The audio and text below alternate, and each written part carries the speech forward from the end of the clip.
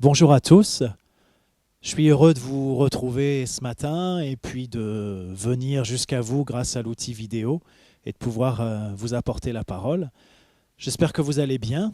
Je sais que c'est un moment qui est difficile pour certains et puis voilà, on fait face à des difficultés effectivement, mais c'est aussi un temps particulier où la parole de Dieu vient jusqu'à nous et ça c'est quelque chose de précieux.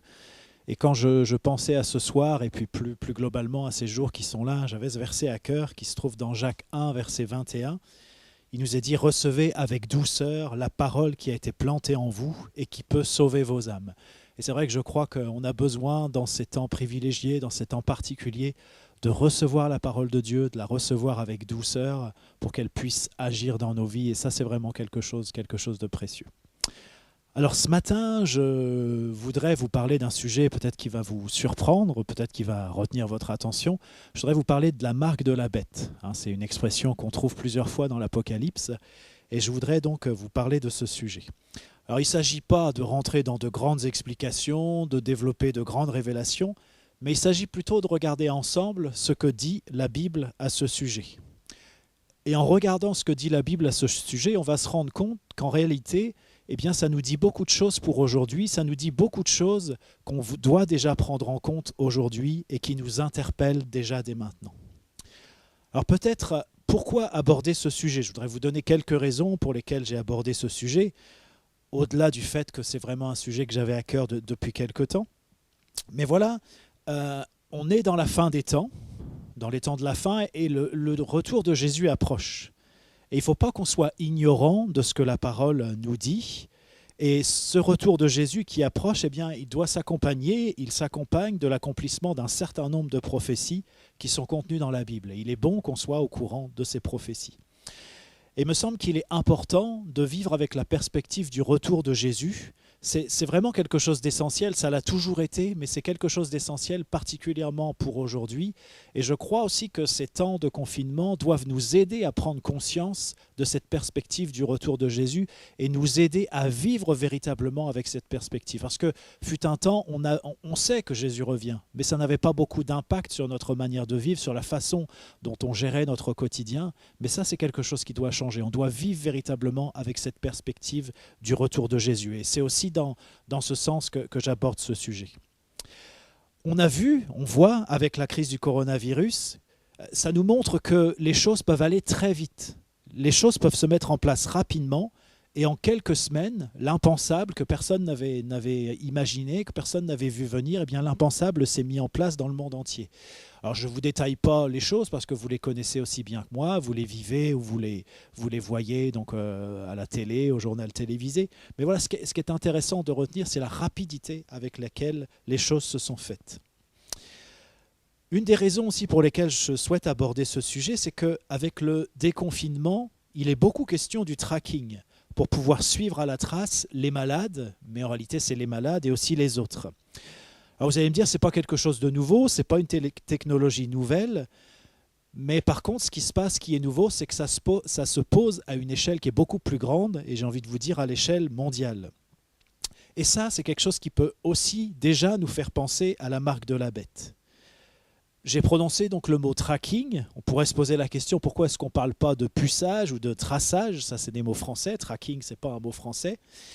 Et déjà, ça devrait retenir notre attention. Quand on transforme le langage, et une manière de le faire, eh bien, c'est d'utiliser une terminologie, ça rend les choses plus sympas, ça sonne mieux, ça fait plus moderne. Mais quand on transforme le langage, eh bien, c'est souvent pour faire passer des idées, des concepts qui ne passeraient pas aussi bien, ou qui ne passeraient pas si on ne changeait pas les mots. Et effectivement, si on parle de traçage ou de puçage, même si on aperçoit quand même ces mots-là dans les médias, mais pas beaucoup, eh bien c'est des mots sur lesquels on peut s'arrêter, on peut se heurter. Mais en parlant de tracking, eh bien ça passe mieux. Et puis j'ai vu aussi que plus de 3/4 des Français eh bien, étaient prêts à accepter facilement comme ça cette technologie qui pourtant eh bien, porte une atteinte considérable aux libertés individuelles. Et alors, ce qui retient aussi mon attention et ce qui devrait aussi retenir notre attention, c'est quel est l'outil qui est utilisé pour ce fameux tracking? Eh bien, c'est nos téléphones portables. Et nos téléphones doivent vraiment être un point de vigilance, nos téléphones portables. On va y revenir plus tard. Une autre raison pour lesquelles j'aborde ce sujet aussi, c'est que avec le confinement, on voit aussi surgir des comportements de délation qui sont parfois vraiment déplacés, qui sont même vils ou odieux, pour ceux qui ne respecteraient pas le confinement. Je dis bien ne respecteraient pas, parce que oui, il y a certainement des personnes qui ne respectent pas le confinement, mais il y a ceux dont on dit qu'ils ne le respectent pas alors qu'ils le respectent. Ils sortent pour des raisons qui sont tout à fait légitimes. Et je vous indiquerai d'ailleurs que les églises ont été victimes de cette délation. Vous avez certainement entendu parler de l'église de Mulhouse, où il y avait quelques voitures garées sur le parking parce qu'ils enregistraient le culte. Et donc il y a des voisins donc mal intentionnés qui ont appelé. Et puis voilà, il s'en est suivi tout un tas de menaces. L'autre jour, on était en réunion Zoom avec des pasteurs. Et il y a un pasteur aussi de Rouen qui nous a indiqué, de l'agglomération rouennaise, qui nous a indiqué aussi que, alors qu'ils étaient en train d'enregistrer le culte, eh bien, il y a des voisins aussi qui ont appelé. Bon, ça a été une occasion de témoignage, ça a été positif. Mais voilà, c'est des choses qui se passent. Et on voit que les gens peuvent avoir une attitude qui est déraisonnable. On pourrait dire qu'ils sont sous pression, ils ont peur et ils peuvent avoir des comportements qui sont irrationnels. Et alors dans ces cas-là, eh bien, on accuse les autres, on les accuse peut-être d'inconscience, c'est ce qui pourrait nous arriver, peut-être d'égoïsme, ou alors être accusé d'être quelqu'un d'irresponsable, voire de criminel. Voilà, c'est des mots que les personnes peuvent employer, et bien pire encore, parce que justement elles ont peur, et il y a cette attitude de délation donc, qui se développe. Voilà des raisons pour lesquelles je pense que c'est aussi important donc, d'aborder ce sujet de la marque de la bête. Alors on va entrer dans le vif du sujet, et donc pour ça je vous propose un premier texte qui se trouve donc dans l'Apocalypse et qui nous parle donc de la marque de la bête. Apocalypse 13, versets 11 à 18. Apocalypse 13, versets 11 à 18. Je vous le lis. « Puis je vis monter de la terre une autre bête qui avait 2 cornes semblables à celles d'un agneau et qui parlait comme un dragon. Elle exerçait toute l'autorité de la première bête en sa présence, et elle faisait que la terre et ses habitants adoraient la première bête, dont la blessure mortelle avait été guérie. Elle opérait de grands prodiges, même jusqu'à faire descendre du feu du ciel sur la terre à la vue des hommes. Et elle séduisait les habitants de la terre par les prodiges qui lui étaient donnés d'opérer en présence de la bête, disant aux habitants de la terre de faire une image à la bête qui avait la blessure de l'épée et qui vivait. Et il lui fut donné d'animer l'image de la bête, afin que l'image de la bête parlât, et qu'elle fit que tous ceux qui n'adoraient pas l'image de la bête fussent tués. Et elle fit que tous, petits et grands, riches et pauvres, libres et esclaves, reçussent une marque sur leur main droite ou sur leur front, et que personne ne put acheter ni vendre sans avoir la marque, le nom de la bête ou le nombre de son nom. C'est ici la sagesse, que celui qui a de l'intelligence calcule le nombre de la bête, car c'est un nombre d'hommes, et son nombre est 666. Alors voilà, dans ce passage, vous pouvez le relire plus tranquillement à la maison, mais dans ce passage, on a un certain nombre d'informations que je voudrais relever avec vous donc, concernant la marque de la bête. Déjà, il nous est dit que cette marque, elle concerne tout le monde, parce que tout le monde doit la porter. C'est les riches, c'est les pauvres, c'est les petits, c'est les grands, c'est les libres, c'est les esclaves, tout le monde doit la porter. Alors peut-être, pour vous dire quand même ce que c'est que cette bête et le dire très simplement, eh bien cette bête, elle symbolise un système, elle représente un système politique et religieux qui s'oppose à Dieu. Voilà, on va dire les choses simplement comme ça. Et alors cette marque de la bête, je vous disais, tout le monde est concerné. Personne ne peut dire qu'il n'est pas concerné parce que cette marque, elle est proposée à tout le monde. Il nous est dit aussi que cette marque, elle est soit sur la main droite, soit sur le front. Et j'aimerais souligner avec vous le fait que le mot qui est utilisé pour parler, pour désigner la marque de la bête, le mot grec, c'est le mot charagma. Alors ne retenez pas ce mot-là, c'est pas intéressant. Mais ce qui est intéressant, c'est ce que ça signifie. Donc ça signifie une marque ou sculpté, et ça vient de charax. Et charax, ça signifie piqué ou pieux. Et vous voyez, je trouve que c'est intéressant parce que pour l'époque, eh bien, ce terme qui est choisi pour désigner la marque de la bête, eh bien, il pourrait être adapté pour parler d'une puce qui serait implantée donc, sur la main ou sur le front. Troisième élément que le texte nous indique, c'est qu'on est dans un contexte de séduction. C'est-à-dire qu'on est trompé. La bête tente de nous faire croire à une réalité qui n'est pas. Elle agit par ruse, elle utilise la manipulation, elle joue sur les apparences, elle fait même des prodiges. Alors voilà, est-ce que lorsque tout cela se produira, on sera en mesure de repérer cette séduction et d'y résister, parce qu'on est bien dans un contexte de séduction? En tous les cas, la Bible nous prévient à l'avance. Quatrième élément que je voudrais relever dans ce texte, c'est qu'on est dans un contexte aussi où il est question d'adorer la bête et son image. Et ne pas adorer la bête et son image revient à risquer sa vie et revient même à être tué. Et vous voyez, c'est un contexte particulièrement difficile, avec un choix qui est difficile, et ça nous rappelle, peut-être ça vous fait penser à vous aussi, donc aux amis de Daniel qui ont été jetés dans la fournaise ardente parce qu'ils refusaient d'adorer la statue du roi. Et puis Daniel lui-même, eh bien, il a été jeté dans la fosse aux lions, et Dieu l'a préservé, mais il a été jeté dans la fosse aux lions. Pourquoi ? Parce qu'il a continué de prier son Dieu alors qu'on était dans une période où c'était interdit. Peut-être on pense aussi à tant de chrétiens qui sont morts pour leur foi tout au long de l'histoire. Et je voulais soulever avec vous aussi que à l'époque de Jean, donc c'est Jean qui a écrit l'Apocalypse, eh bien, il y avait le culte de l'empereur. Et ce culte, eh bien, dans l'Empire romain, était obligatoire. Et il reposait essentiellement sur la divinisation de l'empereur. Et sans doute que eh bien, ça nous fait penser aussi à ce contexte-là. Et dans le texte que nous avons lu, il y a aussi une forme de divinisation donc, de la bête.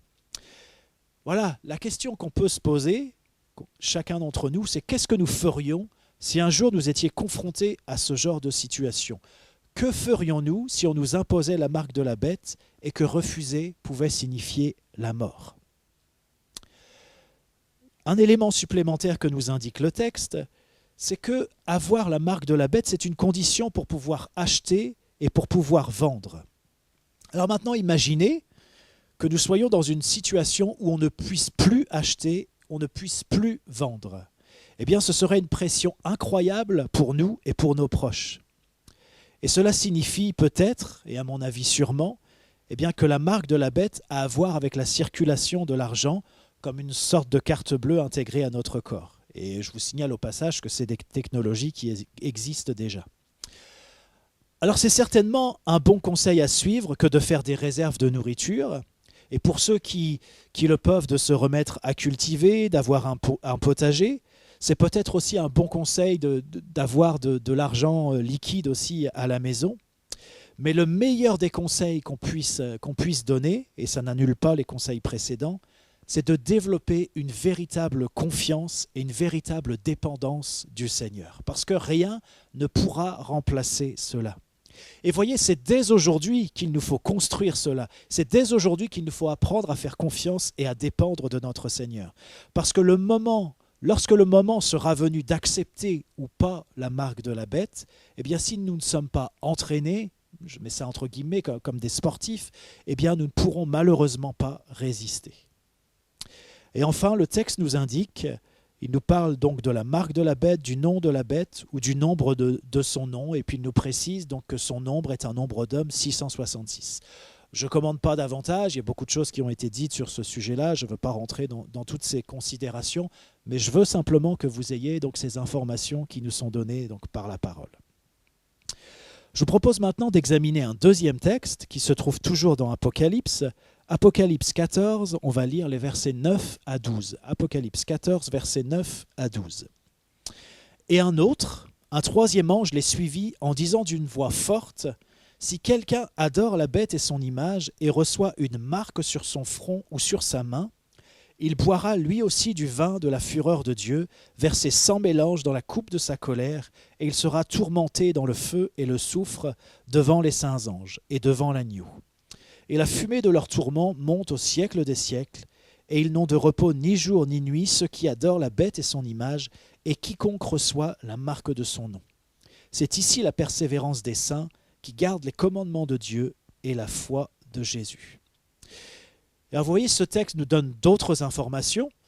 Il nous renseigne sur le fait que recevoir la marque de la bête et adorer la bête et son image sont liés. C'était déjà plus ou moins présent dans le texte précédent, mais là c'est beaucoup plus clair. Recevoir la marque de la bête et adorer la bête, c'est deux comportements qui sont liés ensemble. Alors ça peut nous surprendre, mais il est important que nous puissions comprendre que l'adoration et la soumission sont liées. Si nous sommes des adorateurs du Dieu vivant, est vrai, alors ça signifie avant toute chose qu'on lui est soumis. Et c'est cette attitude de soumission à l'égard de notre Dieu qui nous qualifie pour être des adorateurs. Et de la même manière, donc dans le contexte que nous venons de lire, eh bien, accepter la marque de la bête, c'est se soumettre à elle et donc l'adorer. Et c'est important, vous voyez, ce lien entre la soumission et l'adoration. On voit aussi que le fait de prendre la marque de la bête, ça entraîne la colère de Dieu et l'enfer. Et là, je ne le développe pas, il me semble que le texte est déjà suffisamment clair. Et puis enfin, ce texte nous mentionne la persévérance des saints. Il nous parle de la persévérance des saints qui gardent les commandements de Dieu et la foi de Jésus. Et c'est vrai que c'est un contexte difficile, qu'il y a besoin de persévérance. Et j'aime bien la manière dont c'est formulé. Il faut à la fois garder les commandements et la foi. Ce n'est pas seulement les commandements, ce n'est pas seulement la foi, mais c'est les commandements et la foi. C'est deux éléments qui sont essentiels pour nous. Le troisième texte, je passe assez rapidement, c'est dans Apocalypse 16, verset 2. Vous pourrez le lire à la maison. Ce qui nous est simplement indiqué dans ce passage, c'est qu'à un moment donné, il y aura un ulcère malin et douloureux qui frappera donc ceux qui seront porteurs de la marque de la bête. Mais je passe rapidement. Quatrième texte, Apocalypse 19, versets 19 et 20. Je vous le lis. « Et je vis la bête et les rois de la terre et leurs armées rassemblées pour faire la guerre à celui qui était assis sur le cheval et à son armée. Et la bête fut prise, et avec elle le faux prophète qui avait fait devant elle les prodiges par lesquels il avait séduit ceux qui avaient pris la marque de la bête et adoré son image. Ils furent tous les deux jetés vivants dans les temps ardents de feu et de soufre. » Ce texte souligne à nouveau la séduction de ceux qui ont pris la marque de la bête et qui l'ont adorée, et donc le lien entre les deux. Et puis, il souligne aussi encore le fait que cette marque entraînera le fait d'être jeté en enfer. Mais ceux qui n'auront pas pris la marque de la bête, ceux qui ne l'auront pas adorée, ni elle ni son image, eh bien, ceux-là, ils sont appelés à régner avec Christ. Et c'est ce que nous indique un cinquième texte dans Apocalypse 20, verset 4. Et je vis des trônes, et à ceux qui s'y assirent fut donné le pouvoir de juger. Et je vis les âmes de ceux qui avaient été décapités à cause du témoignage de Jésus et à cause de la parole de Dieu, et de ceux qui n'avaient pas adoré la bête ni son image, et qui n'avaient pas reçu la marque sur leur front et sur leurs mains. Ils revinrent à la vie, et ils régnèrent avec Christ pendant 1000 ans. Je voulais vous signaler également que certains estiment que la marque de la bête, ça ne doit pas être compris au sens propre, mais compris au sens figuré. Alors pourquoi pas ? La marque sur le front, elle peut symboliser nos pensées, et puis la marque sur la main droite, nos actions. Mais j'aimerais souligner qu'il est évident que s'il y a une marque de la bête concrète, eh bien de toute façon, avant qu'on puisse accepter cette marque concrète dans notre corps, eh bien c'est parce qu'il y aura d'abord eu un changement dans nos pensées, c'est parce qu'il y aura d'abord eu un changement dans nos actions. Ça signifie que nos actions et nos pensées auront d'abord été transformées, je dirais même infectées. Et c'est pour ça qu'il nous faut veiller, c'est vraiment quelque chose d'important qu'on retrouve partout dans la parole, veiller sur nos pensées et veiller sur nos décisions, c'est-à-dire nos actions. J'aimerais quand même souligner que les textes disent que sans cette marque, on ne peut pas acheter et vendre, et ça c'est quelque chose de concret. Donc si la marque doit être seulement comprise au sens figuré, eh bien, il semble que peut-être ce ne soit pas suffisant. Mais bon, passons, je voulais simplement vous le signaler. Maintenant qu'on a vu donc, les passages dans l'Apocalypse qui nous parlent de la marque de la bête, eh bien, je voudrais attirer votre attention sur 4 points que j'ai notés, que ce sont des 4 points de vigilance. Alors je voudrais regarder ça avec vous. Et le premier point, vous allez voir qu'il nous concerne tous, mais de toute façon, ces 4 points nous concernent tous. Et je crois que c'est particulièrement important, je parlais de l'importance de veiller sur nos pensées, nos décisions, nos actions. Eh bien, c'est 4 domaines particuliers où je crois qu'il faut le faire spécifiquement. Le premier domaine, eh bien, je l'ai intitulé comme ça, « Attention aux téléphones portables et plus largement aux nouvelles technologies ». Bien sûr, je pourrais vous parler d'Internet, des réseaux, du GPS, du développement des objets connectés, de la vidéosurveillance et de bien d'autres choses encore.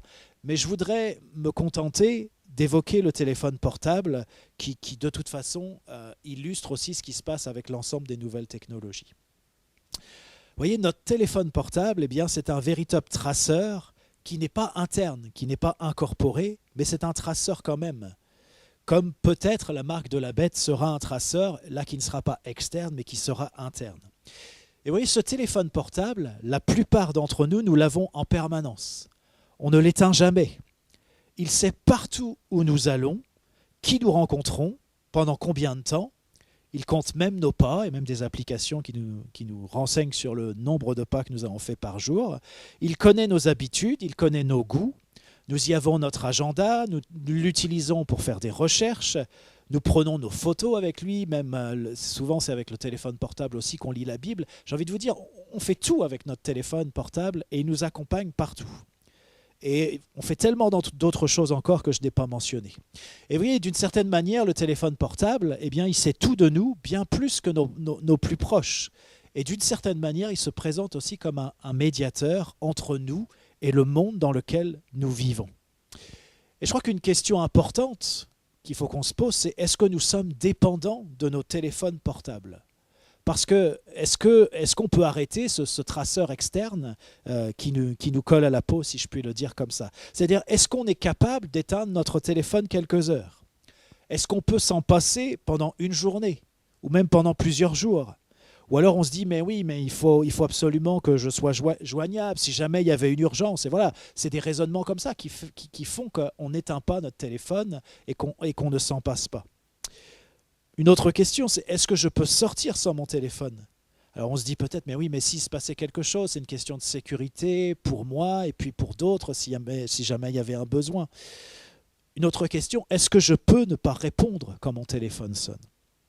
Et vous voyez, ça peut sembler être des questions banales, basiques, mais je crois pourtant qu'elles sont essentielles. Parce que si déjà nous n'arrivons pas à nous passer de nos téléphones portables, eh bien ça veut dire que déjà il y a une inclinaison dans nos vies qui va nous pousser dans une mauvaise direction. Et je crois qu'il y a vraiment là un point de vigilance parce qu'il y a vraiment un phénomène d'accoutumance avec les téléphones portables et plus largement avec les nouvelles technologies. Et j'aimerais souligner qu'elles sont pensées comme ça. Elles sont pensées, elles sont développées pour que nous puissions être dépendants. Et c'est quelque chose de volontaire. Voilà, elles sont travaillées pour que nous ne puissions pas nous en passer. Alors voilà, il me semble que c'est un premier point de vigilance particulier par rapport aux nouvelles technologies, et puis vous avez compris que je voulais attirer votre attention d'une manière plus spécifique sur le téléphone portable. Plus largement, je pense qu'il faut qu'on prête une attention particulière, qu'on soit vigilant par rapport à notre dépendance aux ressources que le monde propose.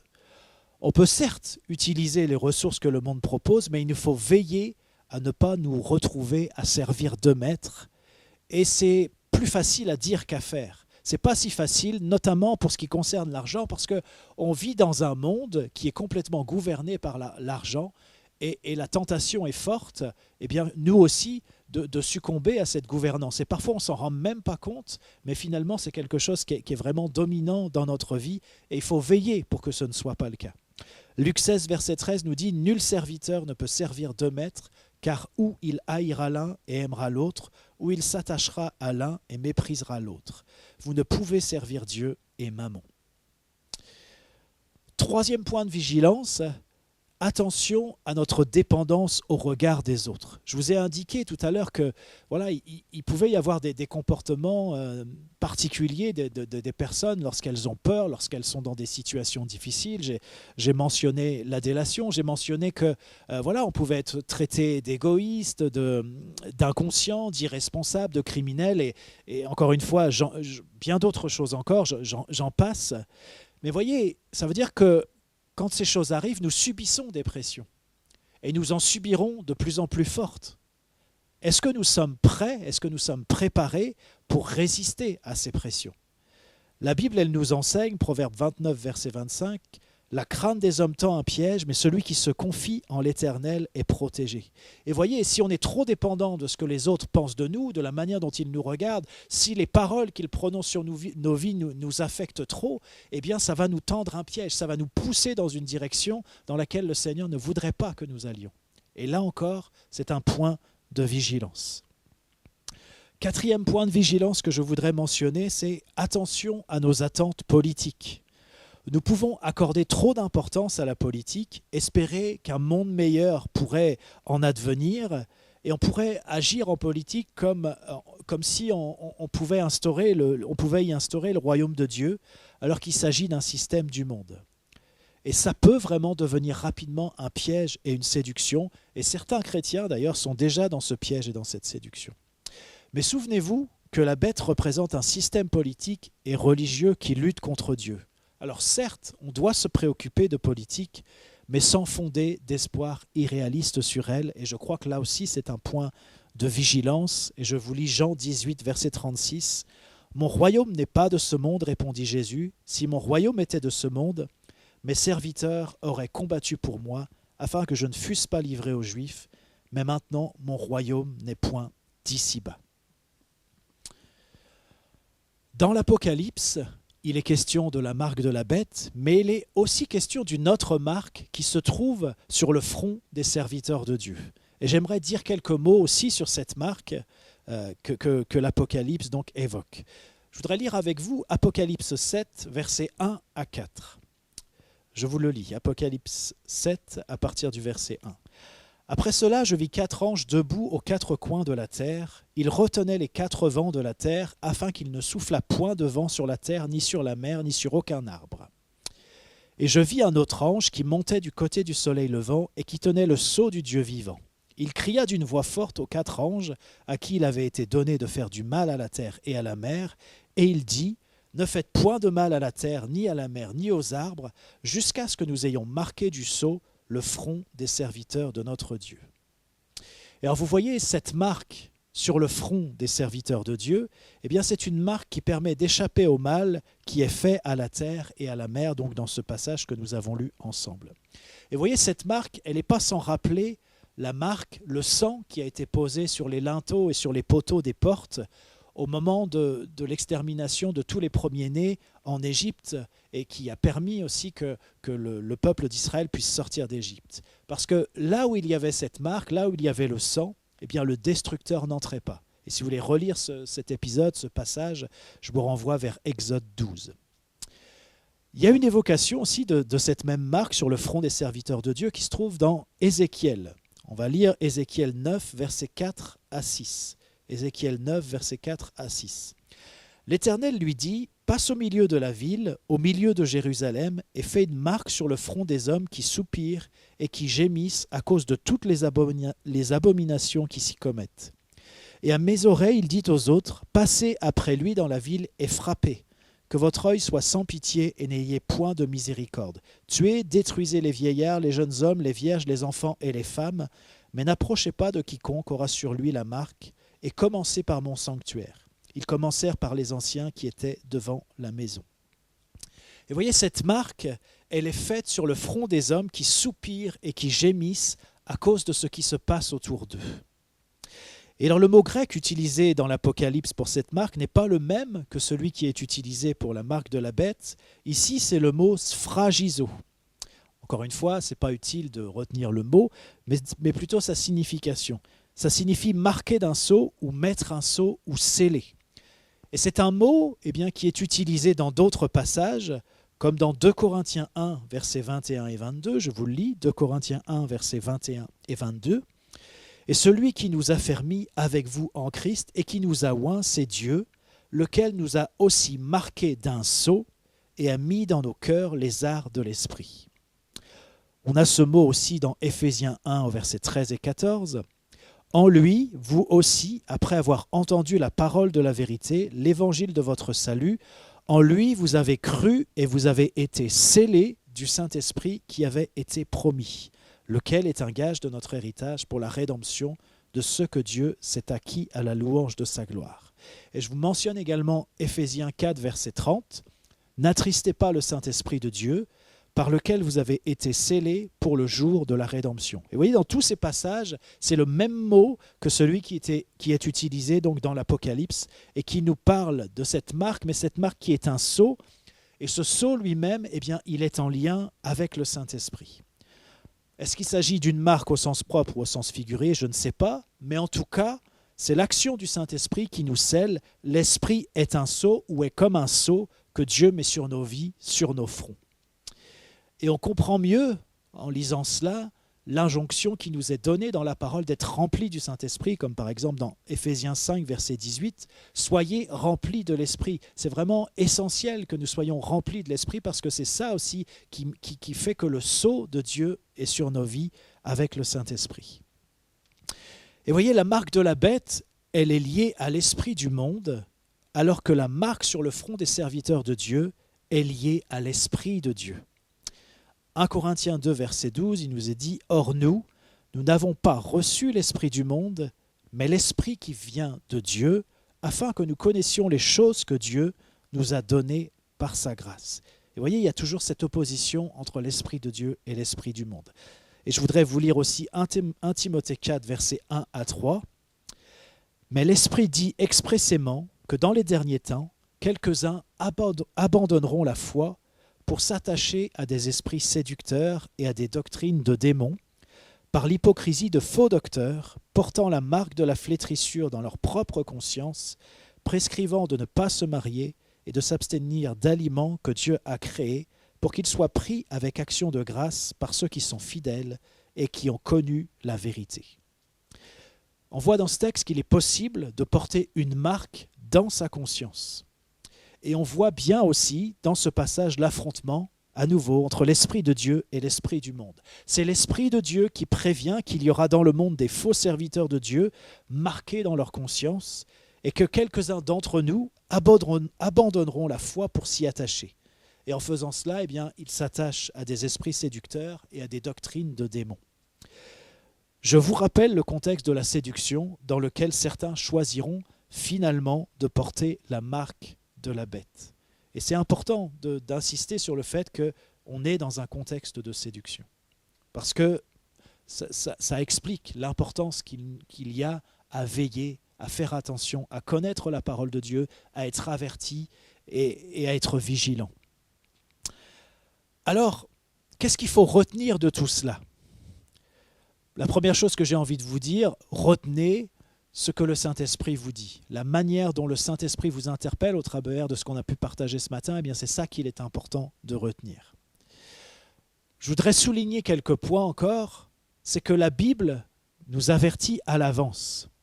On ne comprend pas tout, il y a bien des choses qu'on ne comprend pas, que moi-même je ne comprends pas quand je lis l'Apocalypse, mais au fur et à mesure que les choses avancent, nous pouvons les discerner, les reconnaître. C'est pour ça qu'il faut les connaître. Parce que si on ne connaît pas ces choses, eh bien, au moment où ça va se présenter, nous n'allons pas pouvoir les reconnaître. Certaines choses doivent se passer. Elles sont écrites, elles sont prédites dans la Bible, mais ça ne signifie pas, parce que c'est prédit dans la Bible, qu'il faut que nous y participions. Bien au contraire, il ne faut pas qu'on s'associe aux œuvres des ténèbres, mais bien plutôt, il faut les dénoncer. Même si, comme c'est écrit dans la Bible, eh bien, ce sont des choses qui vont arriver. Et voyez, c'est important qu'on soit au courant de ces choses parce qu'on voit que c'est une question de vie ou de mort, mais c'est aussi une question de salut éternel. Et ça, c'est encore plus important que simplement le fait de vivre ou de mourir physiquement. Je l'ai dit en introduction, je crois qu'il est vraiment essentiel pour nous de vivre dans la perspective du retour de Jésus et de son règne pour avoir la juste attitude. C'est parce qu'on a cette assurance et qu'on est dans l'attente que Jésus revient.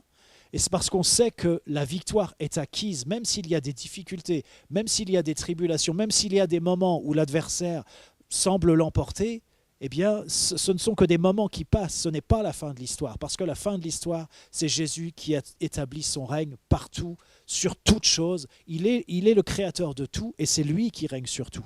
Et c'est important qu'on en ait pleinement conscience, quand on vit des temps victorieux et qu'on est utilisé de manière puissante par le Seigneur, qu'on en ait conscience aussi lorsqu'on est dans des temps difficiles, peut-être des temps de remise en question ou des temps où on cherche à nous nuire, eh bien qu'importe. La fin de l'histoire est déjà écrite, elle est déjà décidée et même nous pouvons la lire.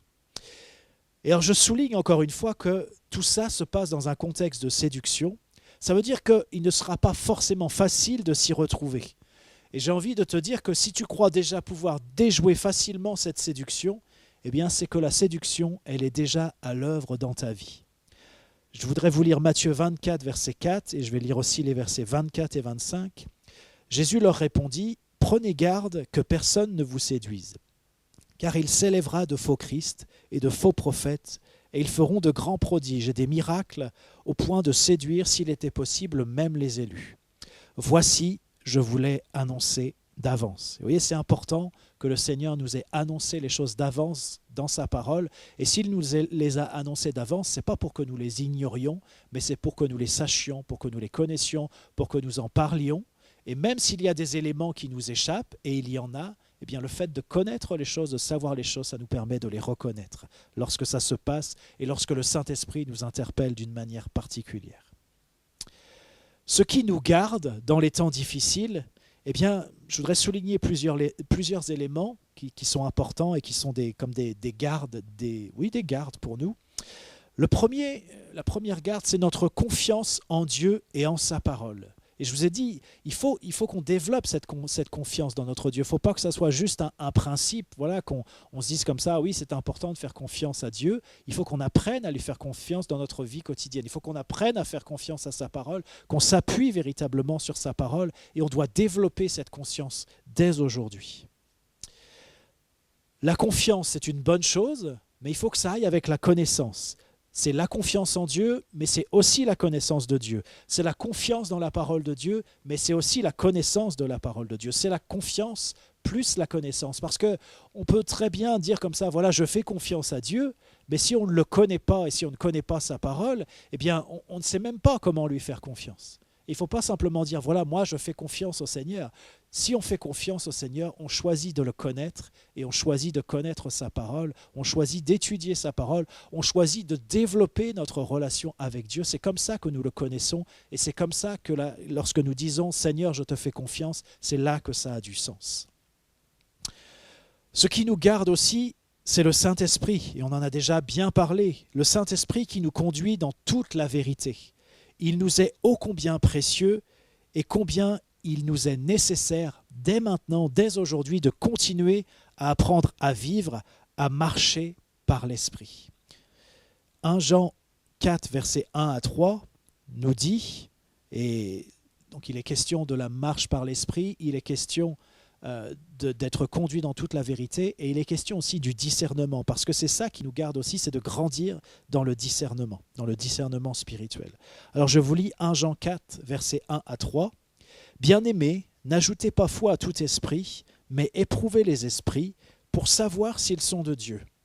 Car plusieurs faux prophètes sont venus dans le monde. Reconnaissez à ceux-ci l'Esprit de Dieu, tout esprit qui confesse Jésus-Christ, venu en chair est de Dieu, et tout esprit qui ne confesse pas Jésus n'est pas de Dieu, c'est celui de l'Antéchrist, dont vous avez appris la venue et qui maintenant est déjà dans le monde. » Un autre élément qui est aussi une garde pour nous, c'est que, on en a parlé aussi, mais je veux le souligner encore, c'est que c'est intéressant la technique. Il faut être conscient que c'est un atout qu'on peut utiliser. Mais il faut être aussi conscient des risques et de la séduction qui sont inhérentes à cette technique. Parce que le jour où il faudra ne pas l'utiliser, eh bien, il faut que nous soyons en capacité de se couper de cette technique qui nous a été utile, qui nous a servi, qui a pu contribuer à l'avancement du royaume, mais qui peut aussi se transformer en piège et en séduction. Il faut qu'on soit au clair aussi sur cet aspect-là. Et enfin, il nous faut apprendre à développer notre capacité de résistance au monde et à l'esprit du monde. Et je crois que ces éléments-là, eh bien, sont des éléments qui peuvent nous garder. Et c'est des choses, vous savez, on ne parle pas de ça pour dans 6 mois, pour dans 1 an, pour dans 5 ans, pour dans 10 ans. C'est des choses qu'il nous faut apprendre à vivre et à développer dès aujourd'hui. Et en faisant cela, eh bien, nous nous préparons pour les temps à venir qui peuvent être des temps difficiles. Ne me comprenez pas mal, je ne suis pas forcément en train de dire que voilà, dans 1 mois, dans 2 mois, il va y avoir des choses terribles qui vont arriver. Il se peut que voilà, la vie reprenne son cours de manière relativement normale dans quelque temps. Mais de toute façon, ce sont des choses qui viennent, ce sont des choses qui s'approchent et ce sont des choses pour lesquelles il faut se préparer. Et c'est pas, vous voyez, quand un coureur eh bien, doit aller aux Jeux Olympiques pour courir le 100 mètres, eh bien, il ne s'entraîne pas juste la veille en se disant bah voilà, je vais m'entraîner, je vais courir le 100 mètres, je vais essayer de le remporter. Non, c'est des années d'entraînement. Et j'ai envie de dire, c'est même l'aventure de toute une vie, tout simplement pour courir ce 100 mètres. Eh bien, nous, c'est pareil. Nous devons nous préparer. Nous devons avoir la juste attitude, les bonnes pensées, faire les bons choix, apprendre à connaître notre Dieu, apprendre à lui faire confiance, apprendre à le servir, apprendre à vivre avec le Saint-Esprit. Et ce sont des choses qu'il nous faut développer dès maintenant, parce que nous en avons besoin maintenant, mais parce que nous en aurons besoin plus tard également. Et pour terminer, je voudrais vous lire 3 versets qui nous parlent de la victoire, 3 versets qui, je crois, sont pour chacun d'entre nous des encouragements et sont aussi des versets qui nous donnent une perspective. Jean 16, verset 33, « Je vous ai dit ces choses afin que vous ayez la paix en moi », c'est Jésus qui parle. « Vous aurez des tribulations dans le monde, mais prenez courage, j'ai vaincu le monde. » Apocalypse 12, verset 11, « Ils l'ont vaincu à cause du sang de l'agneau et à cause de la parole de leur témoignage, et ils n'ont pas aimé leur vie jusqu'à craindre la mort. » Et enfin, Apocalypse 3, versets 21 et 22, « Celui qui vaincra, je le ferai asseoir avec moi sur mon trône, comme moi j'ai vaincu et me suis assis avec mon Père sur son trône. Que celui qui a des oreilles entende ce que l'Esprit dit aux églises. » Et je voudrais vous laisser avec ces mots, que ce soir, ce matin, puisque c'est ce matin qu'on écoute, le dimanche matin qu'on écoute ce message, eh bien, que nous puissions vraiment nous laisser interpeller par le Saint-Esprit. Et là où le Saint-Esprit a pu vous parler, quelle que soit la manière, bien sûr au travers de ce message, mais ça peut être d'autres moyens que le Seigneur utilise aussi pendant ces temps de confinement, eh bien, quelle que soit cette manière, qu'on puisse vraiment serrer la parole du Seigneur sur nos cœurs, qu'on puisse entrer dans cette perspective de servir notre Dieu, d'être cette église vivante qui fait la différence, cette église qui attend son Seigneur. Parce que la Bible, elle nous dit aussi, c'est dans l'Apocalypse, l'Esprit et l'Église disent « viens ». Et que ce soit ce qui est dans nos cœurs, que vraiment il y ait ce cri, il y ait ce soupir qui monte de l'Église du Seigneur. « Seigneur, viens, viens, viens ». Et voilà, que ce matin, tu puisses entendre ce que l'Esprit dit à l'Église. Amen. Seigneur, nous te remercions pour ce temps de culte, ce temps autour de ta parole. Et je prie simplement que chacun puisse recevoir la parole dont il a besoin ce matin, qu'il puisse non seulement la recevoir, mais la recevoir aussi avec douceur, pour que cette parole puisse, comme on l'a dit au tout début, puisse agir dans sa vie et puisse vraiment sauver son âme. Seigneur, on s'attend à toi, on te remercie parce que tu nous as donné ta parole, parce que tu nous as écrit tout un tas d'éléments que nous pouvons lire aujourd'hui, que nous pouvons connaître, et même si nous ne comprenons pas tout, eh bien tu prépares nos cœurs et tu disposes nos cœurs pour faire ta volonté. Seigneur, je veux bénir ton Église et je prie, Seigneur, que dans notre Église à Yvetot, mais pour les autres églises aussi, mais que dans notre Église, Seigneur, pour ce qui nous concerne, eh bien tu nous revêtes de ton esprit, tu nous donnes ta capacité pour accomplir tout ce que tu as prévu que nous puissions accomplir. Et je prie encore, Seigneur, change nos cœurs, là où il y a encore de la dureté dans nos cœurs, eh bien que tu puisses y déposer ta tendresse. Merci, Père. Amen.